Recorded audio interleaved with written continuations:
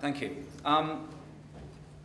First, I'd like to acknowledge and celebrate the first Australians on whose traditional lands we meet and whose cultures are among the oldest continuing cultures in human history.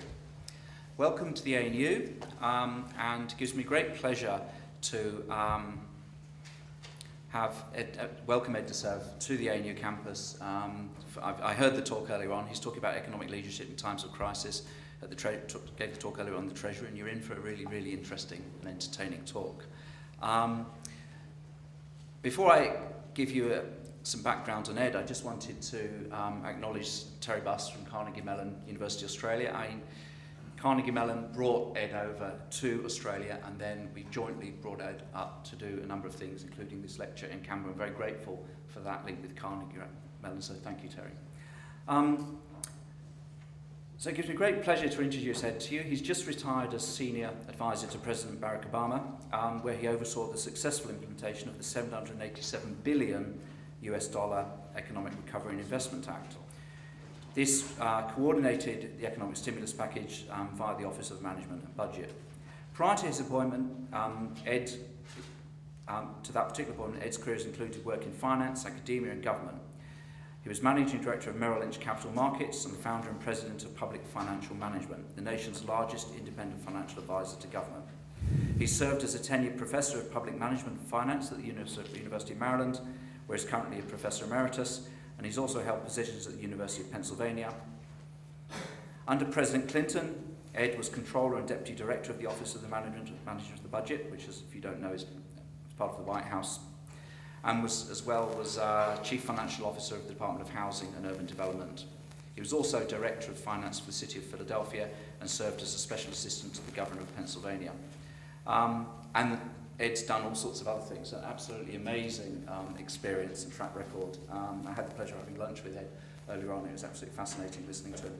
So Ed today is going to be talking about economic leadership in times of crisis. And Ed, welcome.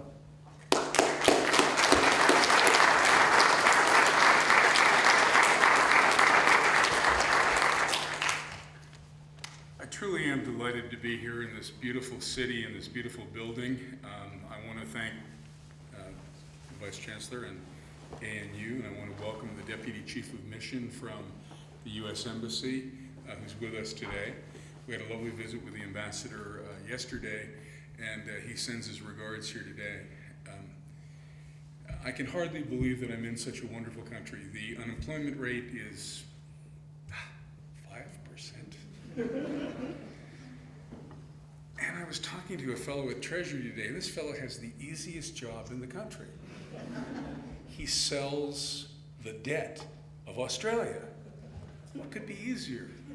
I said, well, no, what is your debt to GDP ratio? And he said about 5%. That's negligible. It's not even fair to have it be that low.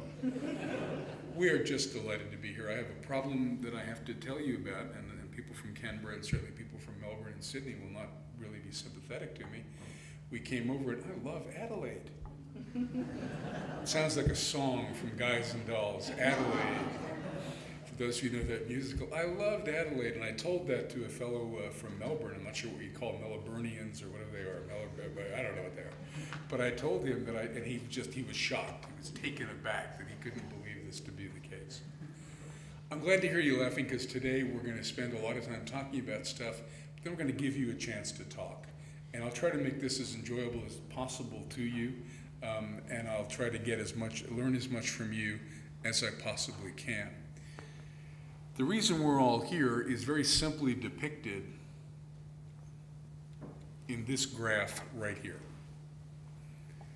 That long blue line, that steep, deep blue line, is the recession that the United States is slowly, painfully coming out of. When we talk about the recession, we talk about the loss of more than 8 million productive jobs in the United States economy. More than 8% of our employment base was lost. One of the things I do when I talk about this is I try to distinguish simply when I can the difference between our response in the United States to the global financial crisis. You've got that down to the GFC here in Australia, and the response to the Great Recession. the Vice President Joe Biden, characterized this as the Great Recession.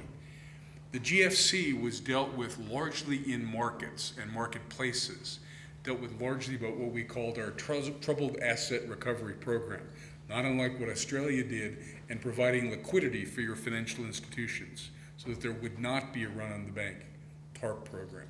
Also, our Federal Reserve, Ben Bernanke and our Federal Reserve also came in and lowered interest rates to virtually zero, where they currently stand, as opposed to the wonderful interest rates you have here in Australia. I'm very, very eager to buy some CDs. Bernanke also made liquidity available globally to the UK as well as to Europe, so the financial institutions could use their ability, their special relationship with the US Fed to borrow funds to keep them afloat. And finally, our assistance to General Motors, which we've actually made money on, believe it or not. We had warrants in General Motors stock, and as General Motors does better, the US government does better. Those things, TARP, open window, low interest rates, GM, were our response to the GFC. And along with Australia, along with the Eurozone, along with countries around the world, we were able to, together, fight off that terrible financial crisis. And I know that I know that they're connected, but a financial crisis and a recession are not necessarily identical. When you have the two of them together, you have what I call the perfect storm. You have a financial crisis where the banks are threatened, where their liquidity and confidence in the banks is challenged, while at the same time, the economy is shedding jobs. A perfect storm. Our problem is the storm gets worse. This is a very simple graphic depiction of what happens, the top green line, if the United States does nothing, if it doesn't change its policies. Our independent Congressional Budget Office said that the debt to GDP ratio will go well over 100% in about 10 years if nothing is done. Our current debt to GDP ratio, a measure of our ability as a country to be fiscally disciplined, is at about 65%. Going to 100% will convince the markets that the United States is truly profligate. If they don't believe that we're profligate now, they'll believe that we're truly profligate as we continue this pathway. The President impaneled a commission, the blue line that you see there, and they put together a set of proposals for increasing revenue, decreasing spending, decreasing tax loopholes along the way. And if I can drop a name or two, the other day I was talking to Paul Volcker, the former head of the Federal Reserve. And for those of you who don't understand this, higher economics is all about fly fishing. So the reason I'm talking to Paul Volcker is not about economics, it's about fly fishing. I was bragging on the fact that my wife and I were going to New Zealand, where my wife caught a 9-pound brown trout. For those of you who are fly fishermen, you know what that means.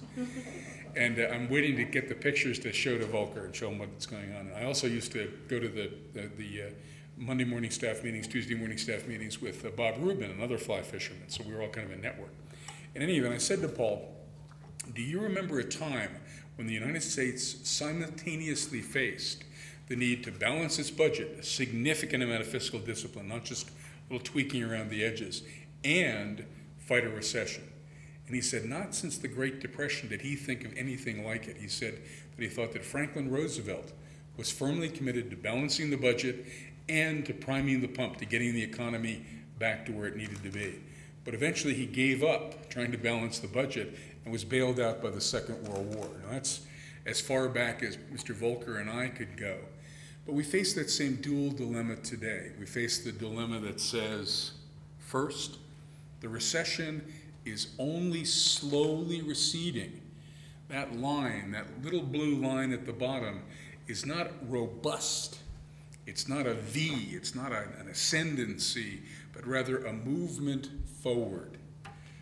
We see other recessions that were not nearly as deep, and some of them, it took a really long time to get back to the point, the top line. All the top line says is, we have the same number of jobs now as when we started the recession. The same number of people are employed.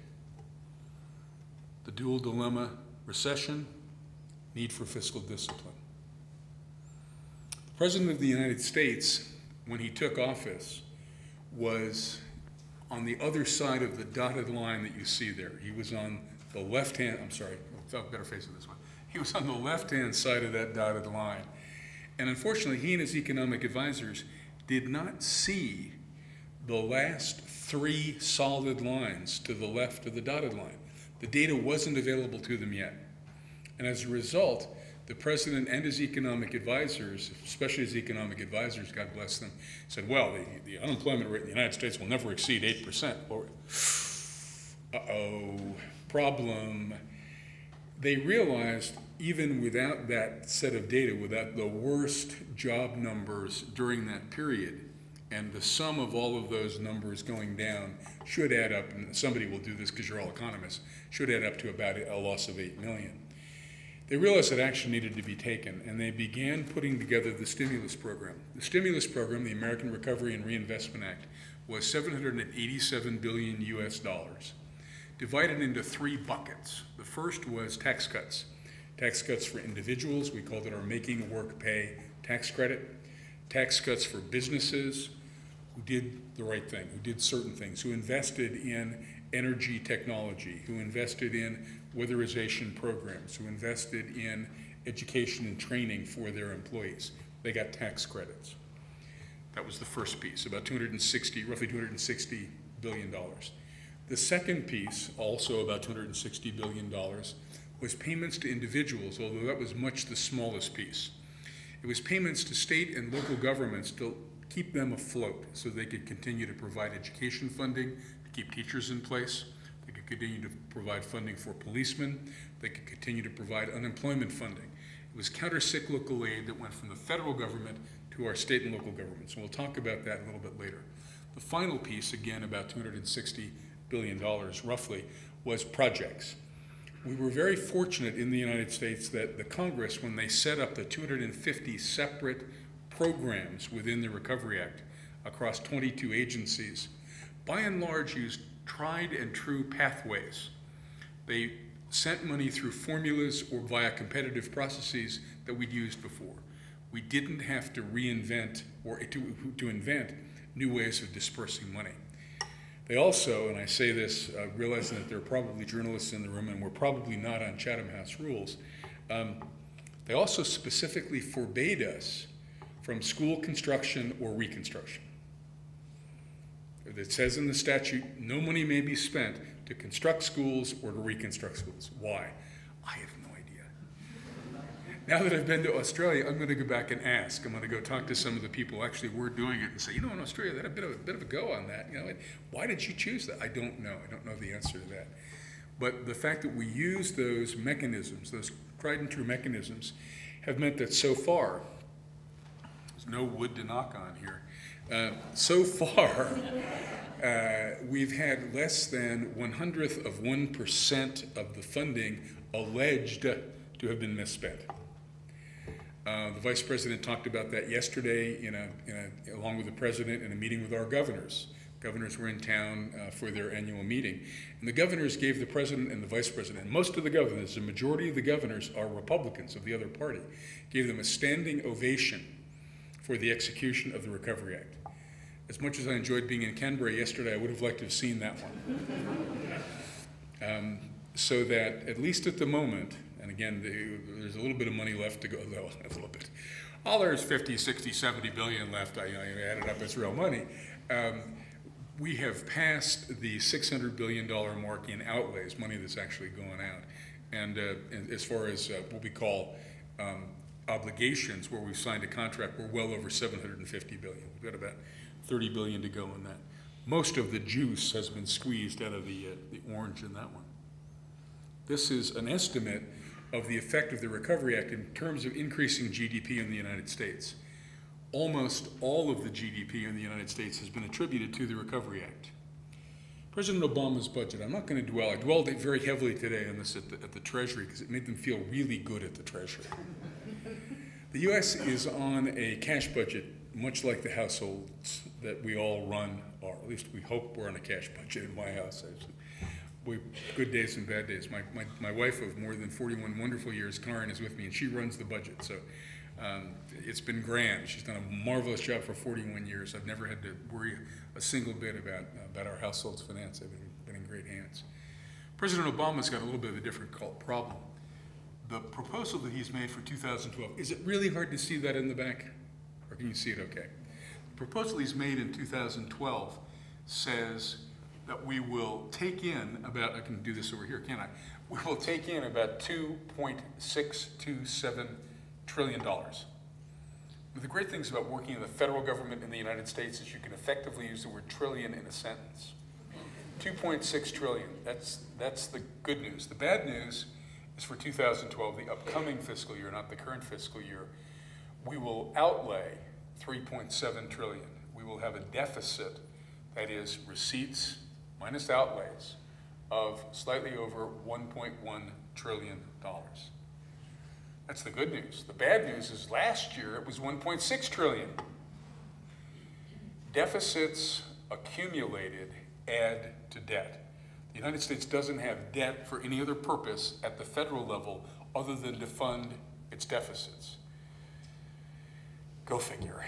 It's a goofy world in this circumstance. The idea is that the federal government can and should act counter-cyclically. It should act to stabilize the economy by incurring debt as necessary. I'm not, however, as I move down the line in 2011 to the percentage of gross domestic product, percentage of GDP, that the debt characterizes, in any way defend the idea that 10.9% as a percentage of GDP is sustainable at any point in time. It's not sustainable. For those of you who are economic historians, you know that the European Monetary Union, when it was formed with the Maastricht Treaty, said that no country could continue to be a member of the European Union if they had a debt to GDP ratio, deficit to GDP ratio of more than 3%. Not so much anymore, but that was the benchmark, was 3%. What the president shows here is that if his policies are adopted to roll back some tax cuts, to cut defense spending, to cut some of our Social Security programs, some kinds of spending, not Social Security per se, but our economic safety nets in some ways to improve them, that we can reduce our deficit as a percent of GDP from roughly 10.6%, I think here, let's see, 10.6%, that we can reduce that ratio down to 10.9%, I apologize, CBO is 10.6, 10.9%, down to roughly 3%. That itself is probably sustainable, but it's not pretty because our debt overall will rise to about 75% of GDP.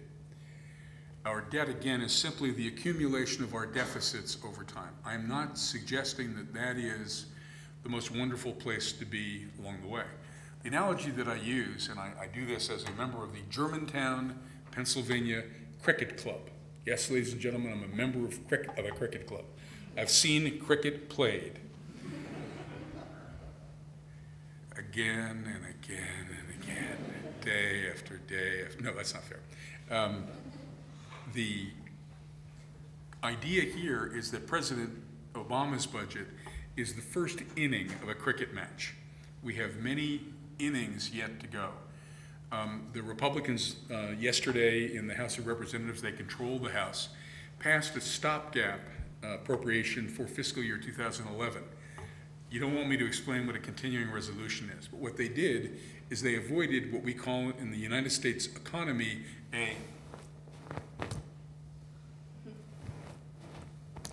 Does anyone here speak sign language? I guess you can't speak sign language, can you? I learned when I had simultaneous interpreters in sign language that the word train wreck looked like that. So the Republicans have avoided a train wreck, but they've created something which I call the 12 Days of Budgetary Christmas, for those of you who know the song. Partridge in a Pear Tree, Lords a-Leaping, Golden Rings. They've taken a very small piece of cuts, somewhere between $6 and $8 billion, and said, that's for the next 2 weeks, and after that we'll get some more. So what they did is they said, Lords a-Leaping, you're out of here. Golden Rings are still okay. So we're going to see more cuts in the federal budget over time. even before the beginning of the next budget cycle. I could explain why that's happening now. You don't need to know. You don't want to know. The good news is that the two sides are moving together because the issue isn't the capacity of the United States to solve its problems. Its economy is strong enough. Its industries are strong enough. We'll see that a little bit later on. It's the political will. It's the will to come to a solution. One of the difficulties in testing the political will is the shape of the US budget. The US budget can itself be divided into about 5 parts. Upper left quadrant is defense spending and security. The Republicans, it's about 20% of the overall budget of the federal government. The Republicans historically have been the party of strong defense, strong national security. They find themselves having a great difficulty in making cuts in that area because they wouldn't seem to be strong. John Wayne would frown on them somehow. So that's a difficult set of cuts for them. To the right, the 20% that is what we call Social Security, which is our old age retirement scheme. It's really an intergovernmental transfer of wealth rather than a pure insurance program. That program is about 20%. For those of us, ladies and gentlemen, who on September 24th of 2011 will be fully eligible for Social Security, don't want them to touch that one. It's been called the third rail, that if you touch that program, you're electrocuted in the United States, that you're immediately burst into flame or something like that. So that's tough. Tough for the Republicans, tough for the Democrats. Medical assistance, Medicare, Medicaid, and the Children's Health Program are about 21%. We just went through a wrenching 2 years in that area, in the healthcare area.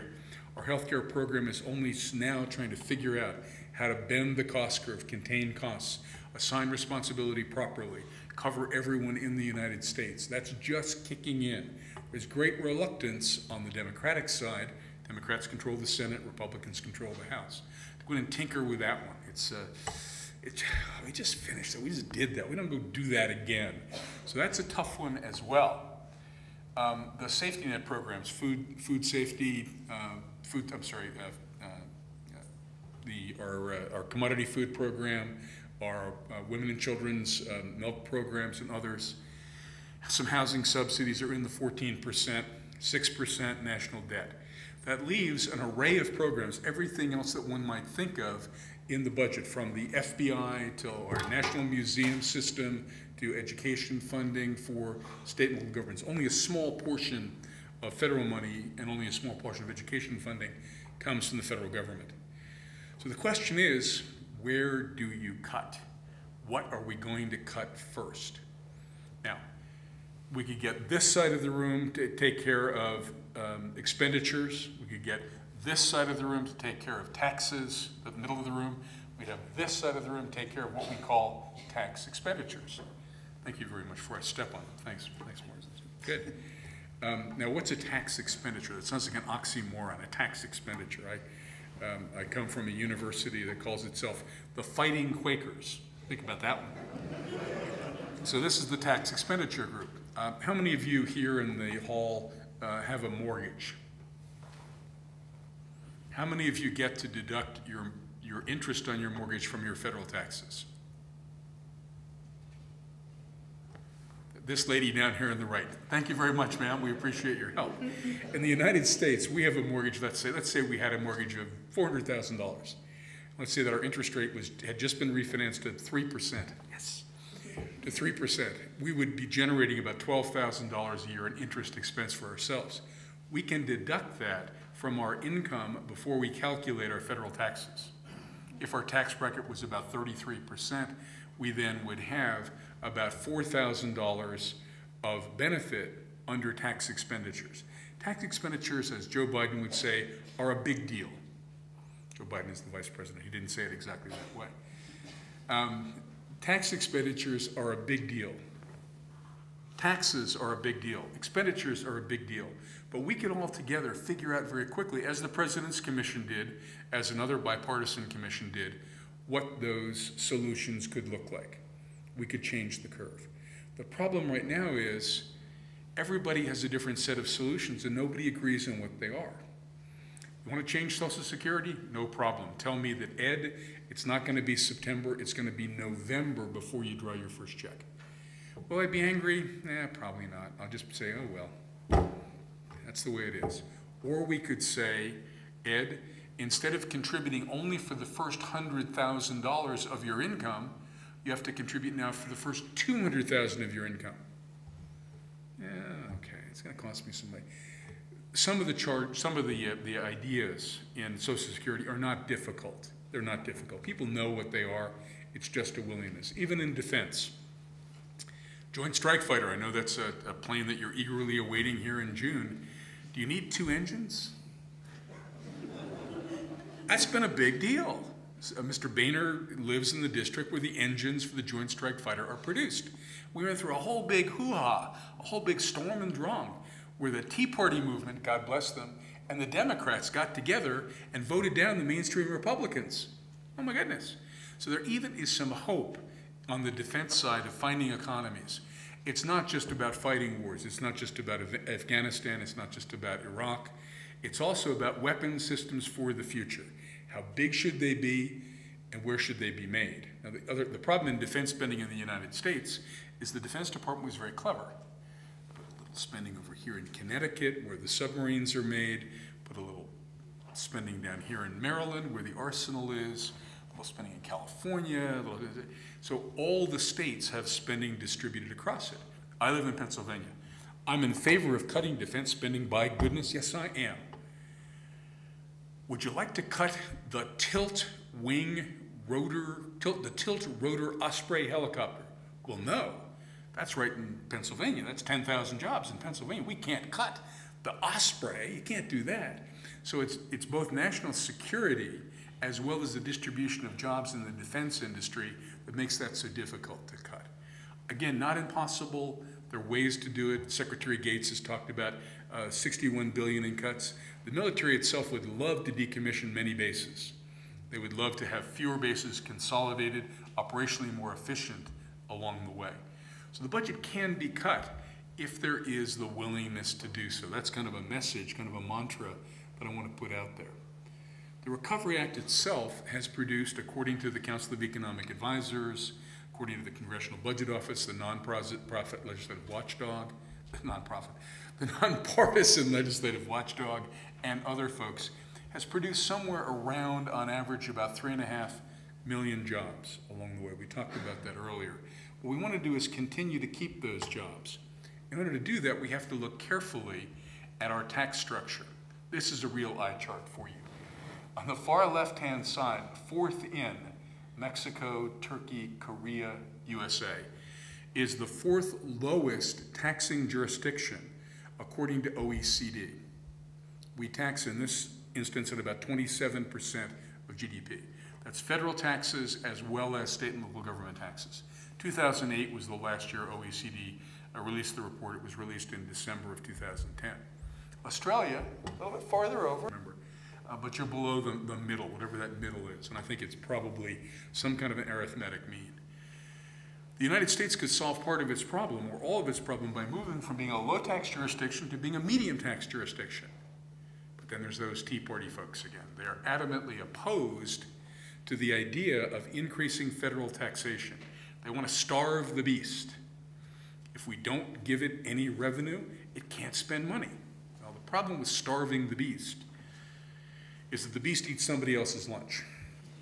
In this case, the beast, and I don't mean this as a pejorative sense, ate lunch that came from China. The Chinese were willing to fund the deficit of the United States, as were the Japanese, as part of a program that the Chinese believed, I think appropriately, was beneficial to their economy. They thought that maintaining the ability of the United States to continue to consume helped China. That's what I think was going through their mind. Because it hasn't been, from a financial point of view, a great investment to hold US dollars. Boy, I wish I'd been in Australia when it's 50 cents on the dollar. I tell you, I would have a beach house in Adelaide. Or a piece of a winery in Adelaide. You know, haven't been to Sydney yet. Haven't spent enough time in Canberra, but so maybe I get a beach house in Canberra. No, that won't work. Sorry. Maybe something up in the snowy mountains, a little villa in the snowy mountains. That would be very nice. the point of the story is the U.S. is a low-tax jurisdiction, high-spending jurisdiction, low-tax jurisdiction along the way. So again, there's capacity to make the changes that are necessary. We do need to remember, though, and this is a very simple slide, it looks more complicated than it is, that state and local governments spend about 50% of all the money that's spent in government in the United States. The federal government raises about 15%, but it transfers money to the states. It transfers a little over 2% to the states, and they, on behalf of the federal government, spend that money. So half of the money is spent by the feds, half the money is spent by the states. During the Great Recession, oopsie daisy, that's right. During the Great Recession,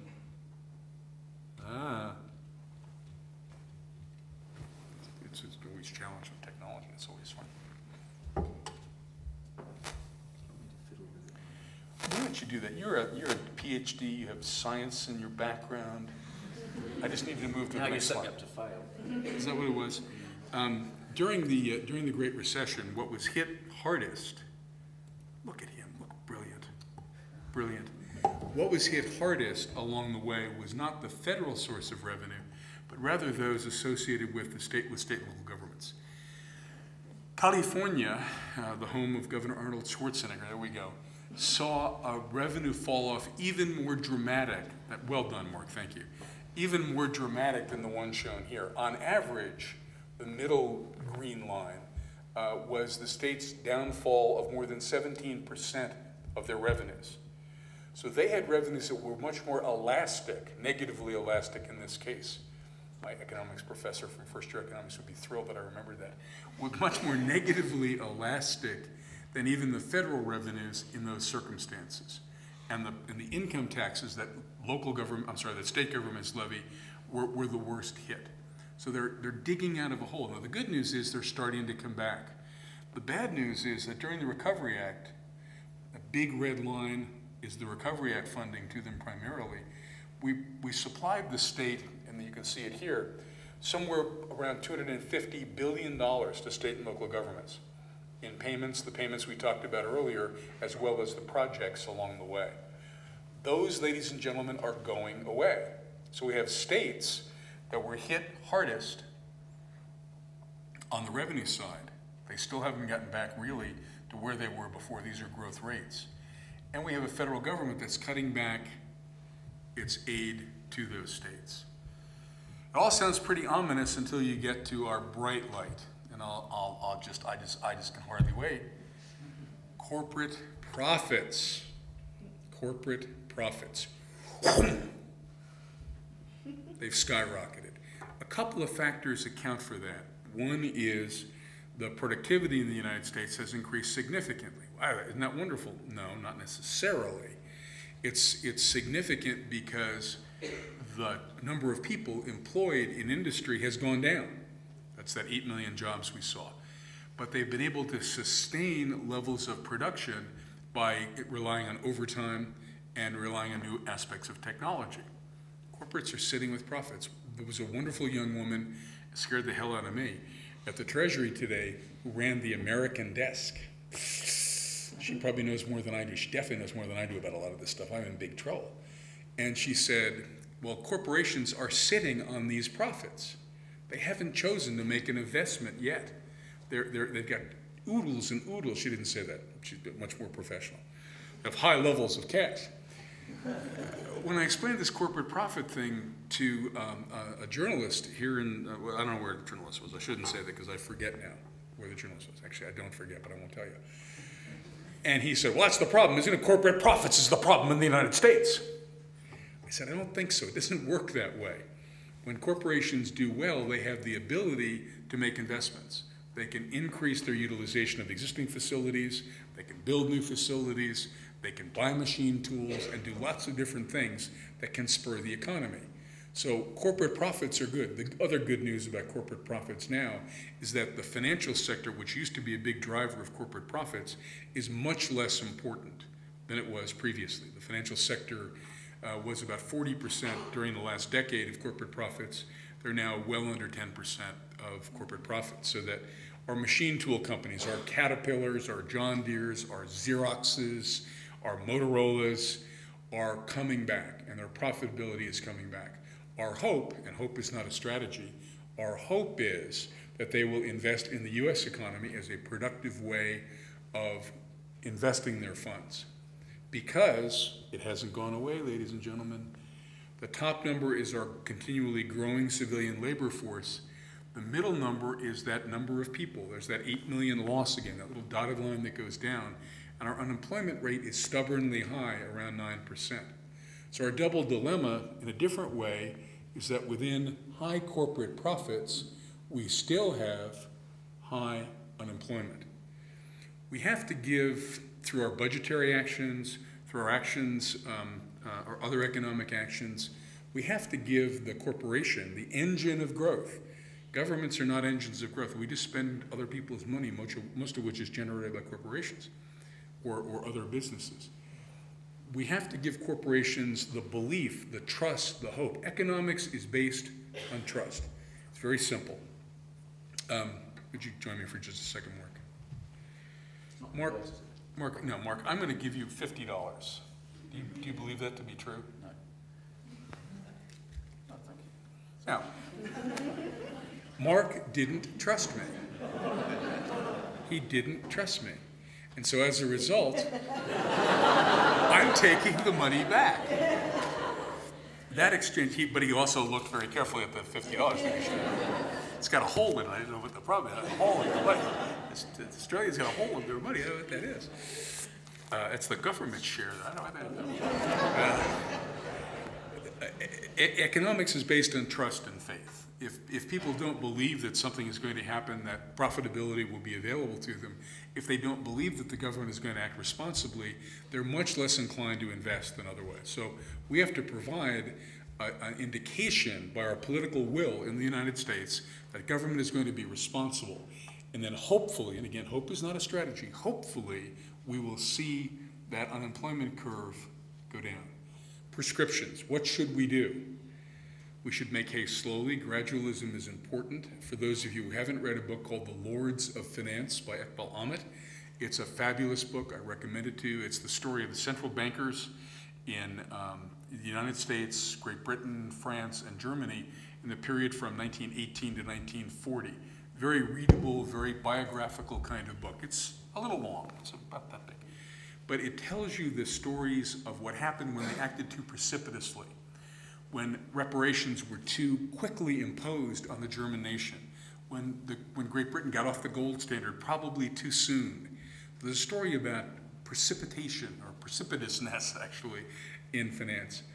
Second thing is, it's the economy, stupid. Now, all of us are very fortunate as we stand here today that we have the G20 nations available to us, because the G20 nations, in fact, have the prescription for us.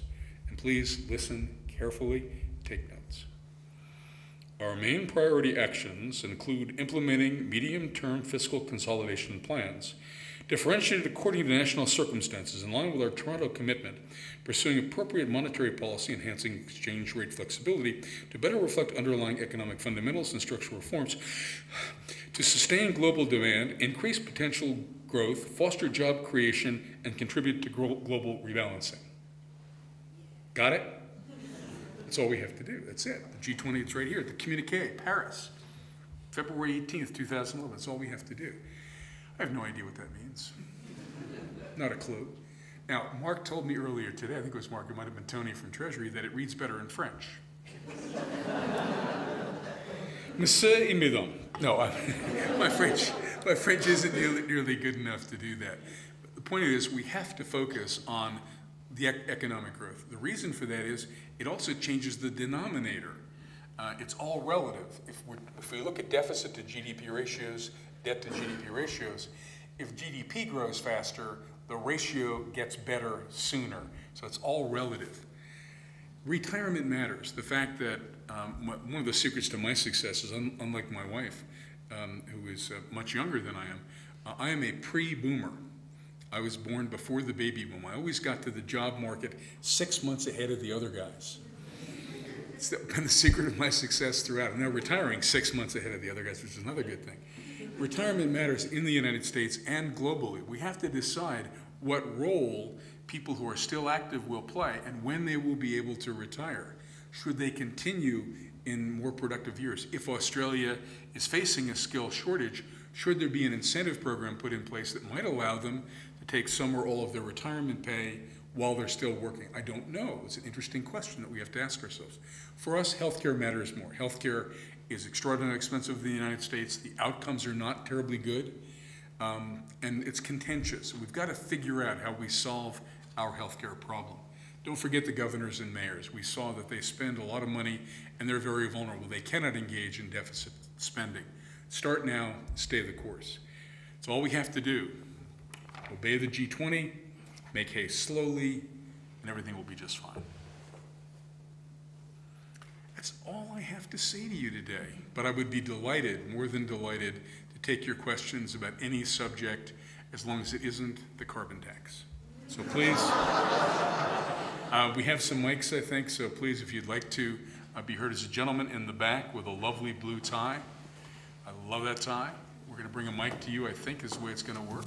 There's another lady coming to get a mic. I don't know if she wants to talk from there, but gentleman in the blue tie.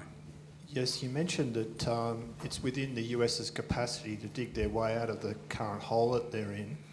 How much does that capacity depend upon China's willingness and Japan's willingness to continue to bankroll them in the foreseeable future? It will be easier the lower interest rates stay. There's no question about that. And Japan, some of the national wealth funds, and certainly China have been taking up the slack in the debt. Not taking up the slack, they've been taking up the whole reins, all the rope of the debt. That has helped us to keep our interest rates down. Our treasury rate, our 10-year treasury rate is about 3.4%. I think the Aussie rate is about 5.5%, something like that, somewhere in that range. Our short-term rates are 0.7% for 6-month money. So the willingness of the Chinese to continue to borrow helps us a good deal. The lower our interest rates are, the better off we are. The higher they are at the current time, the greater the potential that debt is more expensive to American firms as they borrow it to try to do the things they want to do. Is it fatal? I don't think so. I don't think that if they were to cut back their regimes, I think there is enough capacity in the international system, especially when we see the continuing flight to the dollar. Whenever there's a problem in the world, U.S. Treasuries always do better as people move to that, what they believe to be the most stable currency. Now, having said that, the big problem is oil. It's about oil. If we have an uptick of oil prices, and I'm not an economist, I don't have an economic model handy, but if we have an uptick in oil prices that is significant, you can read the AFR or the Wall Street Journal to figure out what significant means. That's a big problem. That is a problem in the U.S. economy, and it will hinder our ability to recover over time. I don't want to, I'm not a good enough economist to tell you how much, when, and where. But I think that's more of a problem. Now, if China decided tomorrow not to borrow any money from us, or not to lend any money from us, that's a tremendous toxic shock. It probably wouldn't be good for China. I think the Chinese have figured out that's probably not good for China. Cutting their holdings is probably something that they will do over time in a wise way.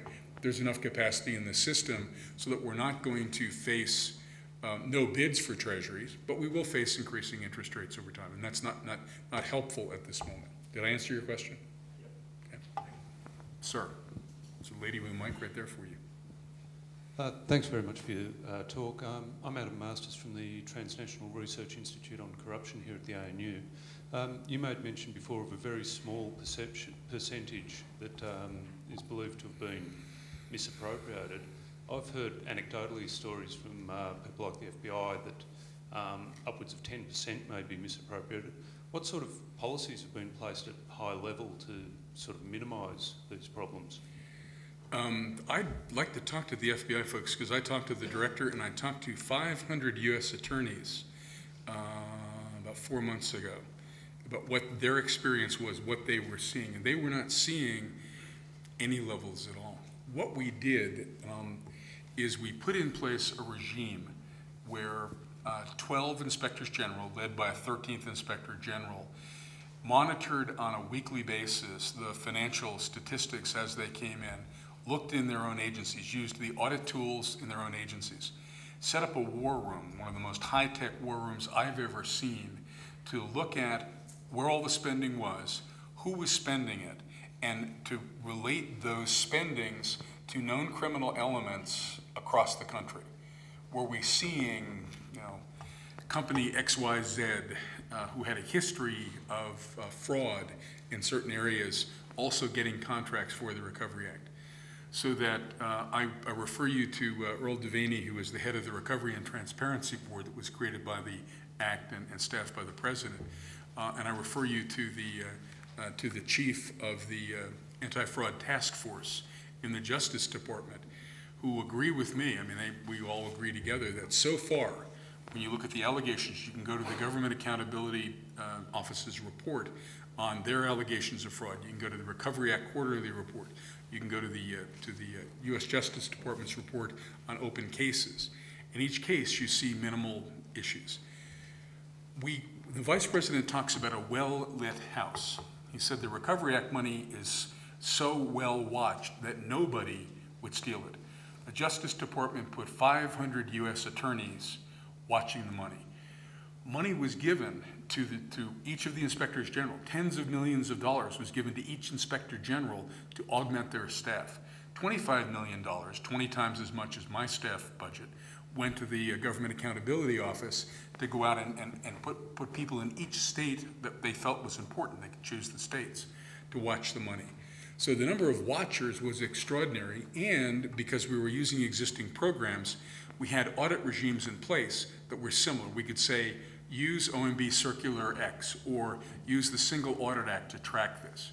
We had local partners, we had state partners, we had governors who we talked to every week about what was going on in their state, and if there was a problem, we identified it and asked them to get in and rectify that problem. So, you can send the information about the FBI to the embassy if you want to, or send it to Earl Devaney. Earl Devaney is the head of the Recovery and Transparency Board, and he'll talk to the FBI folks, because that's not what he, the independent IG, is telling us. It's not what GAO is telling us. It's not what the Justice Department is telling us. I don't know where. Yeah, that's the way the FBI. That's the way the FBI is. Never diss the FBI, ladies and gentlemen. It's a really bad idea to diss the FBI. Gentleman in the middle, and then there's someone with a nice red watch all the way in the back.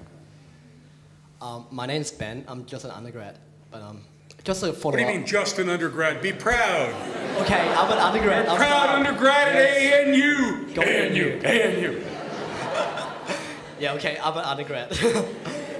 Just a follow-up on the gentleman's question about China beforehand. You were saying that the US so far needs to rely on China's willingness to help with dealing with the budget deficit.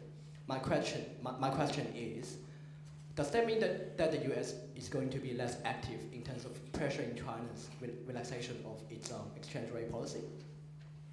I think that Secretary Geithner, I think that Mr. Bernanke, I think that other people in the US government, including the President, have indicated that they see perhaps a misalignment. I don't work in the federal government anymore. I'm not making policy, okay? They see a misalignment of the yuan against other currencies, that it would be, they believe it would be in China's interest. The same communique that came from the G20 encouraged the Chinese as well.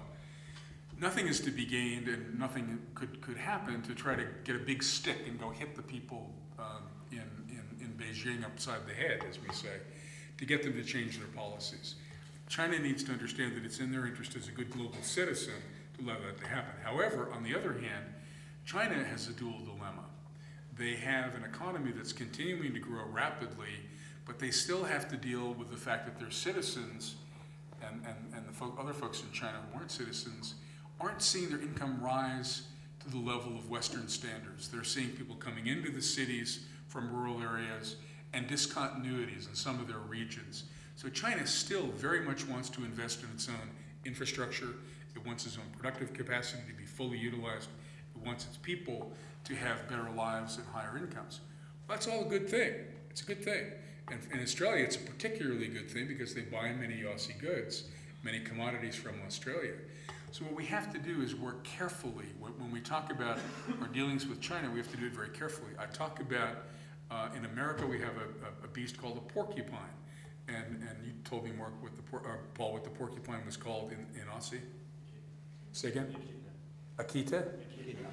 Okay. And the question is, how does a porcupine make love? The answer is very carefully. So our relations with China have to be executed very carefully. It's not that we're not going to make love, just we're going to do it very carefully. Gentleman with a red watch band needs a mic, and then I'll look to the right and the left. I'll only look in the middle. So if anybody on the right or the left, otherwise the gentleman in the red the striped shirt that has the red background. Sir. I'm a proud undergrad student, so my uneducated question might be a bit ridiculous. But how far do you think the government's healthcare policies have gone to addressing the economic concerns with the United States healthcare? And do you think there are more policies or initiatives that need to be undertaken? One of the things I have to be very careful about is I'm not a foreign policy expert, I'm not a healthcare expert, so I'm being very careful about that. I can reflect what the President has said. There were things he would have liked to have achieved in the healthcare legislation that he did not achieve. There also were things in the legislation that he realized could be changed. So the other thing he told the governors yesterday is he would urge bringing forward a deadline when they could create independent plans outside the scope of the Health Act for their own purposes. I think what everyone would like to see is a continuing progress toward universal coverage, towards spreading the burden over everyone. Part of our problem in the United States, sir, what's your name? Hagen. Say again? Hagen. Hagen. Part of our problem is you. In the United States, are you healthy, sir? Barely. Yeah. Are you reasonably young? Yes. Yes. Many of our healthy young have opted out of health care at all. They've said, I don't need that. They've gone beyond the point at which their parents' plans insure them, or they've gone beyond college, and they're just simply not insuring. What that does is it spreads the burden to those who are less healthy. When someone who is healthy isn't paying, someone who isn't healthy is paying. I'm doing this from memory, but I believe currently that the premium for a federal employee in our own health plan, which is modest drug payments, hospital and doctors, is $1,200 a month. It's around $1,200 a month, around $14,000 a year. And that's not just on me. My employer, my federal employer, paid about $900. I paid about $300. But the cost of my policy is, for my wife and myself, we have no children living with us, is about $14,000 a year. If Hagen were to pay his share, the cost of my policy would go down. So there are issues like that. We need to get universal coverage, not just to have everybody covered, but to have everybody paying would be a good thing. So I think there'll be more policy changes coming forward. I think we need changes on the provider side for what the providers are doing along the way. And we want you, young man. Gentleman is over here now. There he is. Gentleman in the red shirt. Anybody on either side, please. I don't want to have the middle hog. Thank you. A very interesting talk. I noticed, well, I was able to discern that the American recovery from recession is still very tentative. Yes, very, very, very tentative, very fragile. Okay, you mentioned a bit of American economic history with the Roosevelt administration, saying that I think it was really the Second World War that bailed out. Correct. I'm quoting Paul Volcker when I say that. My understanding of the Roosevelt administration was that the stimulus package from the New Deal was withdrawn too early due to a belligerent Congress. Congress and the court system. The court system declared certain parts of it to be illegal. What's the danger of that with the current administration? Could we see America going into a double-dip recession? What's your view on that? If there is no oil shock, if there is no significant increase in oil prices, I think the possibility is really quite low because of corporate profits. If you look back, now we don't have good data back to the Great Depression as far as I know on corporate profitability that's comparable to what we have now. But we did not have highly profitable corporations at that point. We had corporations that were still in serious trouble, especially banks. So I think that the likelihood of a double dip recession, meeting the criteria that the National Bureau of Economic Research puts out. Recessions, by the way, are created by economists. It's not the rest of us. These economists all get together in a room and decide we're in fact having a recession, or that it's over, one or the other. So I think the double dip is unlikely because of the strength of the corporate sector, but an oil shock, could do it in along the way. And the overall timing of withdrawing the stimulus package, can you really put into some sort of timing period? It's almost over now. There's very little left in the kind of things that are truly stimulative. We still have some investment in high-speed rail that will help stimulate the economy. We have some investment in health information technology, and then a few contracts that are left. It's really, really almost all spent. Our goal under our own pronouncements was to have outlaid 70% or 551 billion by the end of last fiscal year, September 30th. The numbers are in. It was 551.1. A near-run thing, as the Duke of Wellington said about the Battle of Waterloo. We've continued to outlay since then. We're well over 600 billion at this point. I haven't looked this week to see where it is. Our obligations, that is our contracts added back to the things we have, are well over 700 billion. So there isn't a lot out there. That graph we saw earlier of how the states, of what was happening to the states, shows that the peak has occurred. That isn't a perfect representation of stimulus spending, but it's one that gives you a sense for that third what happened. All of the tax cuts are over. We've now finished the season. They're finished. They're kaput. They're gone. The tax cuts. There's some credits that are still available. So the Keynesian bullet has been fired. Actually, the Vice President says that the Recovery Act was not a silver bullet because we had 250 separate programs. It was silver buckshot. So the buckshot has either hit its target or not, and we believe it will continue.